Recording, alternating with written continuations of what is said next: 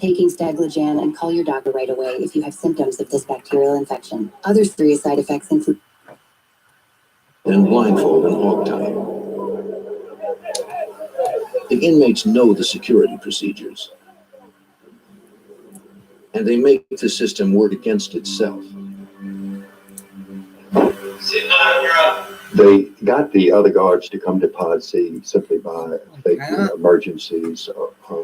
They needed assistance with inmate so-and-so who was not taking his medication or resisting one thing or another. By creating the illusion of a fellow correctional officer in trouble, the inmates lure other guards into C-Pod one by one. They then capture them and take their uniforms. Nurse Clark is beginning to wonder what is keeping Officer Hunter. When a guard finally arrives, she is relieved. She has no idea her terrifying ordeal is just beginning.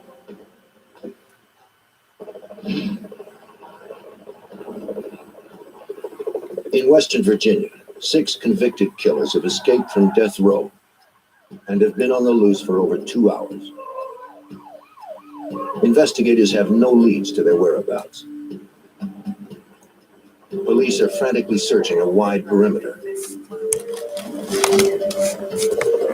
using every resource available. They struggle to maintain it, desperate to contain the inmates.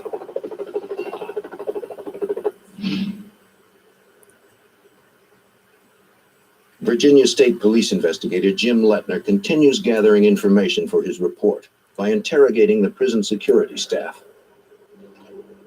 hoping they will provide some leads to where the escaped inmates are headed.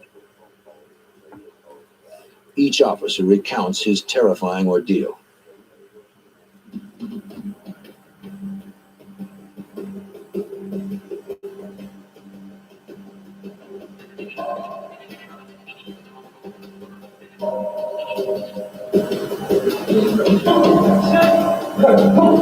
One by one, they are taken hostage.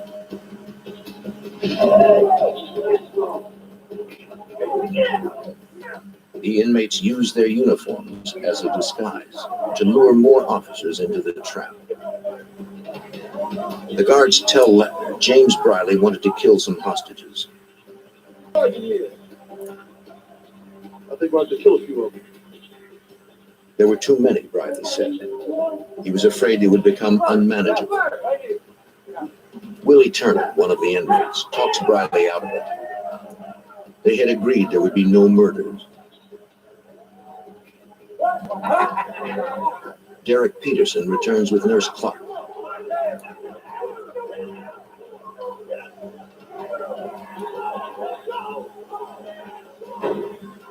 They take her to a cell.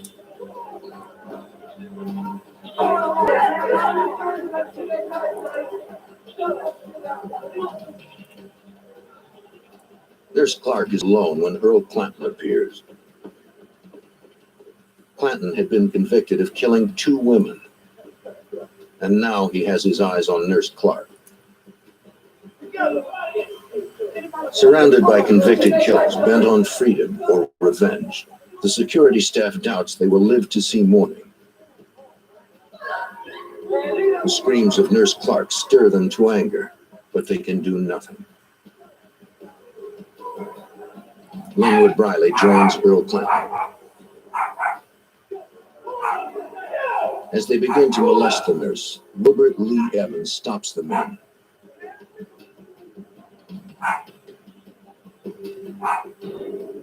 Willie Turner reminds Linwood to remember the plan.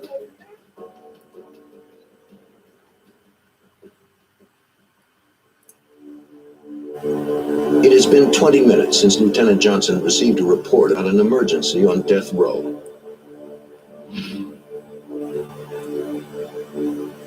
He begins to wonder what is happening in C-Pod. He sent the shift commander to help out, but he never reported back. Johnson investigates the situation himself.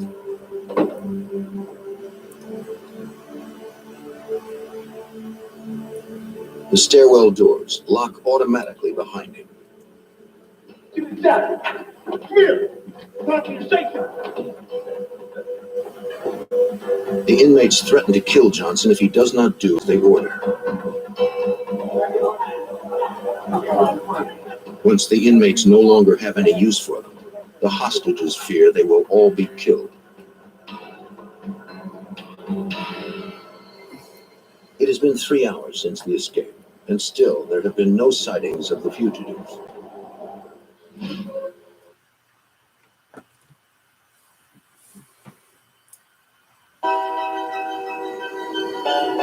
September 6th, 1996. Tupac Shakur is the most successful hip-hop artist in the world.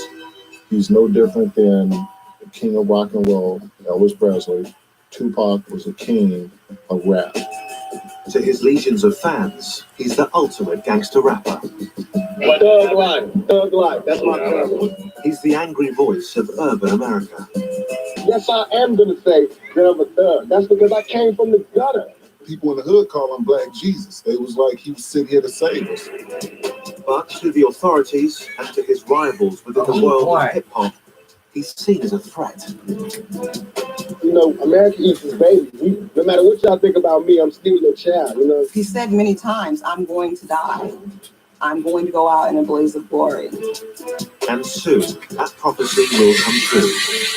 This is the story of the final hours in the life of Tupac Shakur.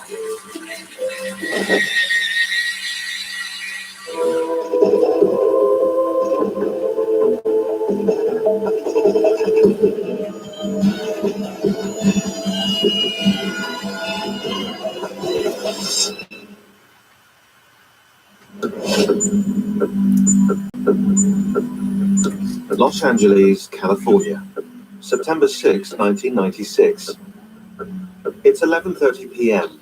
and Tupac Shakur leaves Lacey Studios in downtown LA, where he's just finished shooting his latest video.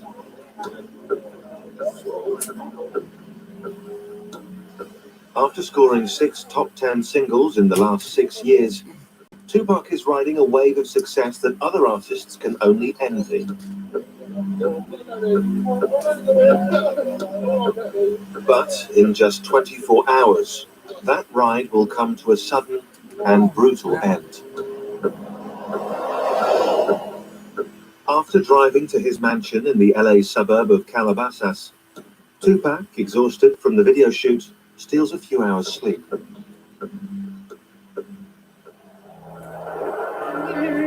In the morning, his cousin, Jamal Hussein, reminds him that they have to leave on a trip to Las Vegas. Because our birthdays is in the same month, he wanted me to celebrate our birthdays together in Vegas.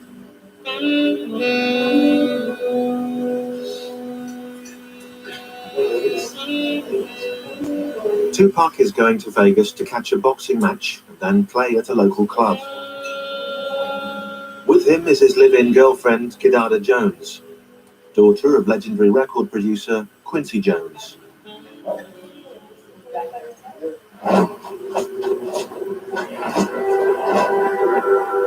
Within hours, they hit the road. But Tupac is less than eager to make the trip. Pac didn't want to go. You know what I'm saying? It was obvious there was some other family issues that he wanted to deal with back in Atlanta, and he wasn't really keen on the whole Vegas trip, you know what I mean? But at the urging of his manager, Tupac goes along with the plan. It will be the last trip he ever takes.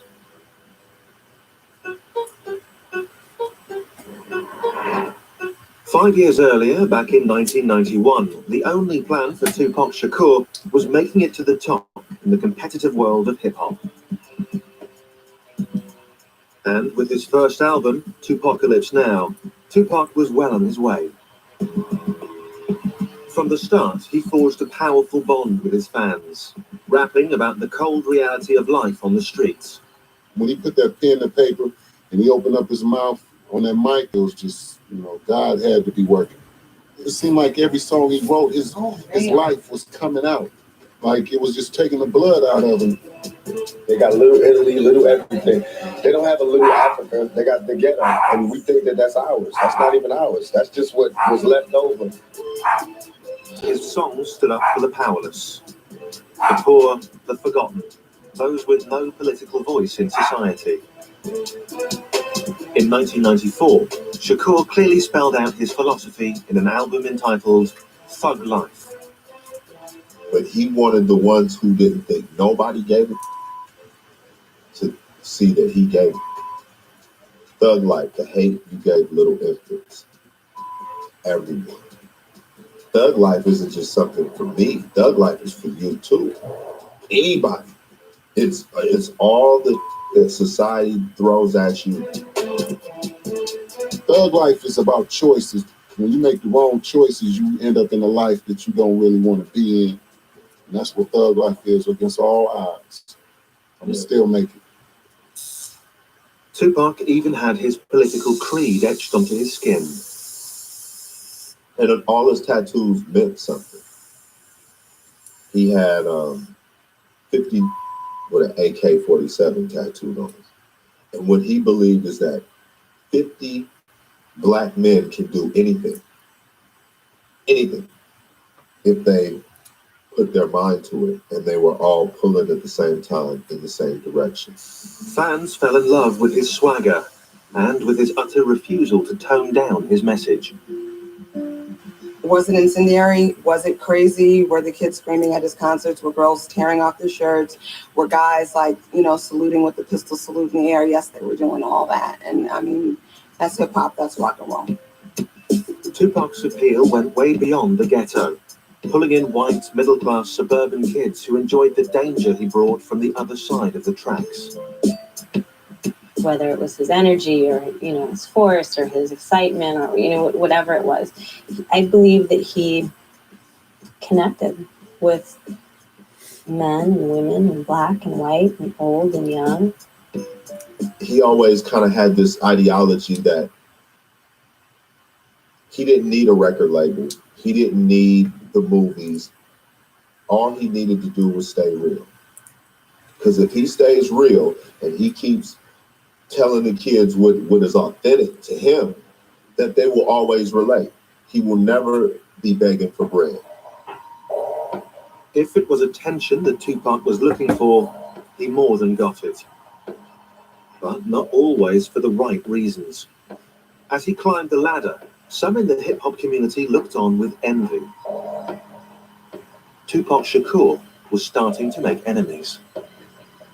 Hip hop is about competition and about, I'm better than you, and I get more chicks than you. And it's very competitive, almost like a sport. Then you have these, these huge egos working against each other.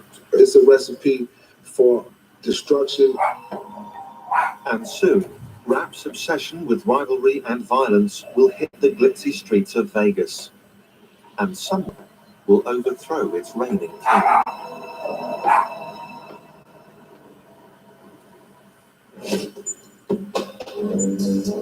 September 7th, 1996, 3 p.m. Tupac Shakur has arrived in Las Vegas, Nevada, where he's scheduled to watch a boxing match and perform at a local club. It's a performance he'll never get a chance to give. In less than 9 hours, he'll be gunned down in cold blood. After leaving his girlfriend and cousin behind at the hotel, Tupac kills time before the boxing match by hitting the casino tables. At his side is his trusted bodyguard, Frank Alexander. We get over to the MGM, and he's gambling again on the crap table, and he's winning. He's winning big. He's doing really well. Yeah, I remember when we got to Vegas, I think Pac had about 10 grand in his pocket, and it was burning a hole in his pocket. He was trying to get rid of it as fast as he could.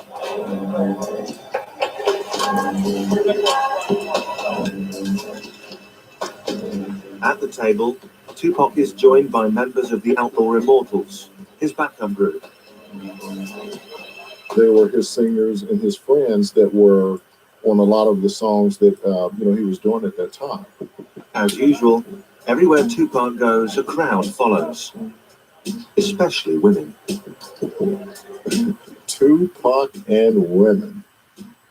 The women were a dime a dozen. They were there, the groupies, from the movie sets, from the video sets, from the studio, from Italy, wherever. In the casino, as in life, Tupac plays for high stakes. Riding high in the charts, he can afford to gamble.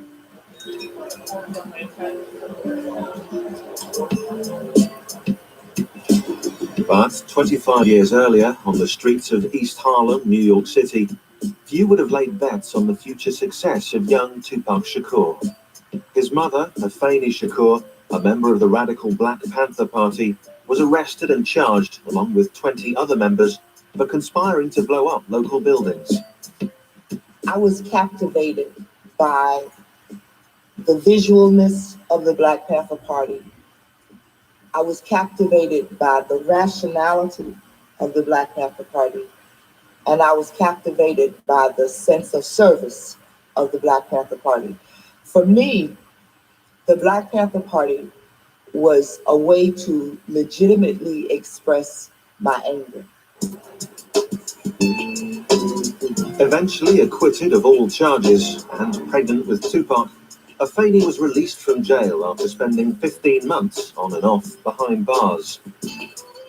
And on June 16, 1971, she gave birth to Tupac Amaru Shakur, who she named after a South American Incan revolutionary, the name meaning Shining Serpent. So Shining Serpent is a brilliant spirit.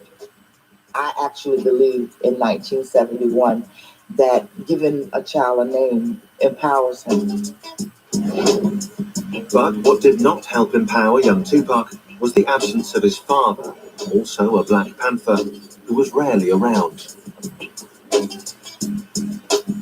What he didn't have was that masculine figure in his life for a sustained period of time that would, you could go play ball with. Adding to that instability was crippling poverty, at times rendering Tupac and his mother homeless. But in 1986, despite those hardships, Afeni moved to Baltimore and managed to enroll her son in a unique public high school, the Baltimore School for the Arts. That was a really good experience for Tupac because the other students at the school were all artists. And the environment for artists is different. It's a lot freer. It's a lot less restricted. In particular, he fell in love with acting and with rap music. I think Tupac always believed he could have it all. He could be an incredible and talented MC. He could be an incredible and talented actor. I think he saw no sort of boundaries or limits for, his potential. But in contrast to school, his life at home was stark. I had gotten hit by a man that I was having a relationship with. And that had a very bad reaction on my son because I wouldn't allow my son to beat the man up. And that was a real breach for Tupac internally.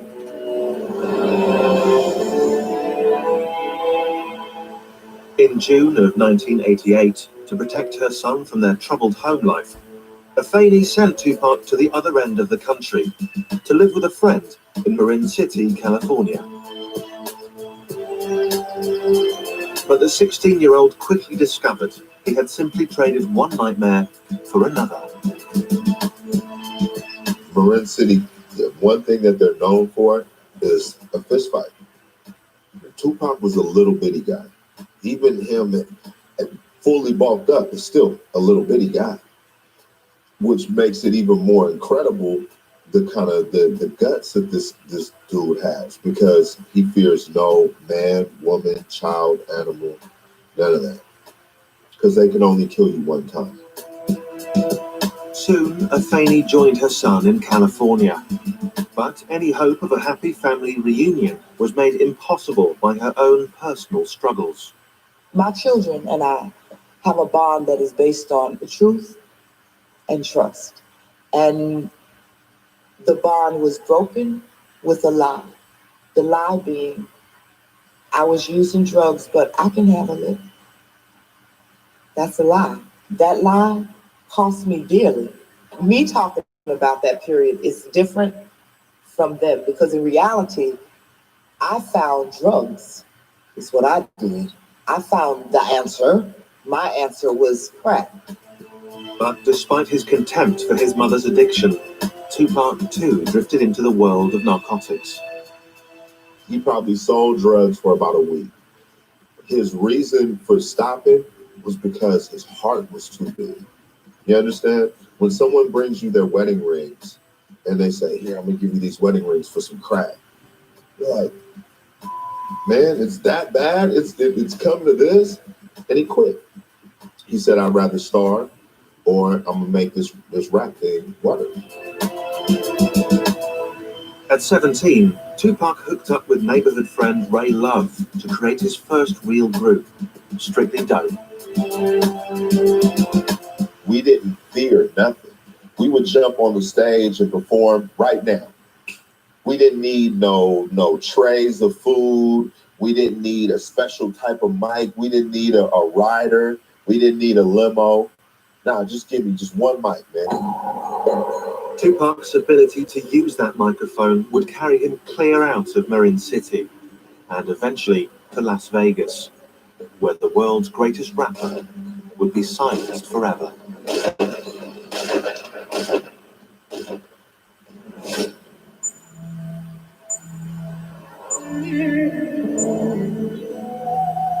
September 7th, 1996, 6:15 p.m. Since arriving in Las Vegas almost 4 hours ago, Tupac Shakur and his entourage have been taking it easy, gambling at the casino and enjoying a few drinks. But in just 5 hours, Tupac Shakur will be gunned down by a cold-blooded killer.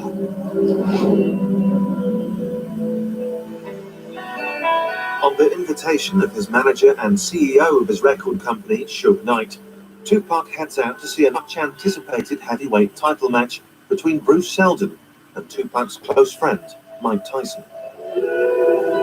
Mike and Pac definitely had a friendship, a special kind of relationship with each other. We were all Tyson fans, you know what I mean? Like Tyson was a hero for us kids from the ghetto. Since their arrival, Tupac has insisted that his girlfriend Kidada and his cousin Jamala stay back at the hotel. This party is just for the boys. And I could remember us saying to each other, like, wow, why would they bring us out here and we can't even go to the fight, we can't go to the parties. He don't even want us downstairs. And he kept saying, please, he begged us, please don't go downstairs, please y'all stay up here. With his girlfriend and cousin safe and sound in their hotel room, Tupac and his bodyguard Frank Alexander head out to the MGM Grand, where the Tyson fight is about to get underway. But for Tupac, getting inside isn't so easy. There were a ton of people. There were a ton of people in line waiting to get into the fight. As we're walking by, hey, that's Tupac. You hear the whispering, oh, that's Pac. You get the groupies and you get the fans, screaming Tupac. As they move through the crowd, adoring fans, however, are not the bodyguard's only concern. The famous rapper also has his share of enemies. His recent song, Hit 'Em Up, a scathing attack on fellow rapper Biggie Smalls, has stirred up anger within the hip-hop community. For Frank Alexander, it's a real concern. And I told Pac, man, so with that song, he was like, oh man, you heard that, man? Because that was off the hook, huh? Because they playing it everywhere. But man, it's all in the clubs, man. It's gonna be bad. It's gonna hot, blah blah blah. I was like, Pac, dude, you're gonna need more security. I go, I'm not gonna be able to just handle you by yourself. Alexander